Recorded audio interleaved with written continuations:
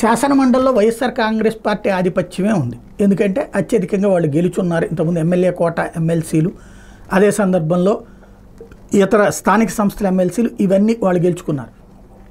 Graduate ఎమ్మెల్సీలు వచ్చేటప్పటికి Telugu Desam party గెలుచుకుంది. టీచర్ ఎమ్మెల్సీల్లో కూడా మళ్ళీ వైఎస్ఆర్ కాంగ్రెస్ పార్టీ రెండు గెలుచుకోవడం అన్నటువంటిది వాళ్ళకి ప్రయోజనకరమైంది. ఇప్పుడు ఈ ఎమ్మెల్సీలకు సంబంధించినటువంటి అంశంలో కీలకమైనటువంటి వ్యవహారం ఏంటి అంటే చైర్మన్ వైఎస్ఆర్ కాంగ్రెస్ పార్టీ, కానీ ప్రభుత్వం ఓకే అంటే తప్పించి ఆయన ఏం చేయలేరు.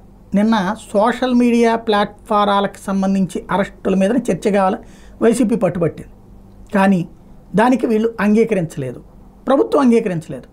కాబట్టి వీళ్ళేమో వైఎస్ఆర్ కాంగ్రెస్ పార్టీకి సంబంధించిన చైర్మన్ సీటు మీద కూర్చుని ఉండగా వైఎస్ఆర్ కాంగ్రెస్ పార్టీకి సంబంధించినటువంటి శాసనమండలి సభ్యులే మాకు అవకాశం ఏంటి చర్చ జరగాల్సిందని పట్టుపట్టాల్సినటువంటి పరిస్థితి వచ్చింది.